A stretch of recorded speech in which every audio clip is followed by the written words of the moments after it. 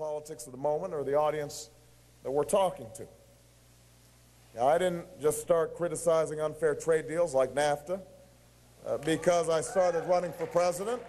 I do it because I see what happens to communities when factories close down and the jobs move overseas. I began my career on the south side of Chicago as a community organizer when we fought joblessness and poverty after the neighborhoods had been devastated when the local steel plants closed.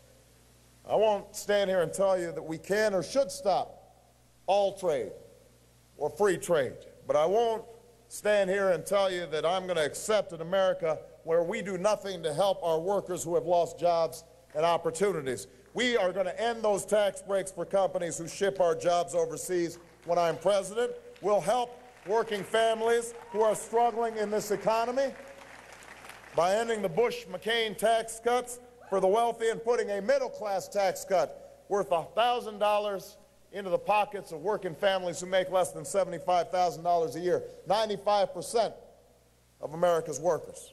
We're going to eliminate the income tax for those making less than $50,000 a year who are seniors.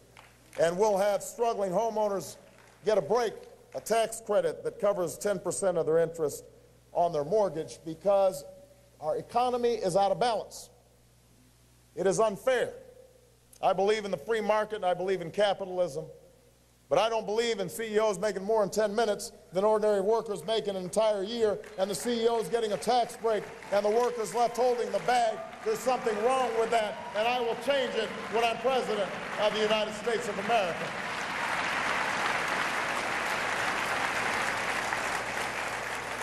I didn't just respond to this housing crisis once I hit the campaign trail. I fought for legislation almost 2 years ago that would have cracked down on predatory lenders and treated those who commit mortgage fraud like the criminals that they are. When I'm president, we're going to use the penalties they pay to help the families they tricked stay in their homes or refinance their mortgage. That is an obligation that we have to help people stay in their homes. It's also time we reformed our bankruptcy laws in this country. One of the first things I did when I got to the United States Senate was to fight a bankruptcy bill that makes it harder for working families to climb out of debt. And when I'm president, I'm going to close the loophole that lets millionaires with multiple homes renegotiate their mortgage in bankruptcy court, but not ordinary folks who are living in their homes and are victims of predatory lending. If your medical bills send you into bankruptcy, you should be able to relieve your debt and get back on your feet. And I'll make sure that CEOs can't dump their pensions with one hand while they're collecting bonuses and golden parachutes with another. That's an outrage, and we need a president in the White House who knows that it's an outrage. We're going to change it when I'm president of the United States of America. I'm in this race because I want every child to have the best education this country has to offer, from the day they are born till the day they graduate from college. And we know what to do on education. We've talked about this for years. The problem is not a lack of knowledge. It's not a problem of not having good plans. The problem is that we don't really believe that every child is our responsibility. We look at the child in the inner city of Milwaukee, and we say, that's somebody else's child. That's somebody else's problem. We look at the child on the Indian reservation. We say, that's not our problem. That child doesn't look like my children.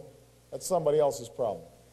We look at the child in a rural community somewhere and we say, that's tough. They don't have high property tax values. They can't fund their schools, but that's somebody else's problem. Well, let me say, it is not somebody else's problem. It is our problem. They are our children. We all have a responsibility.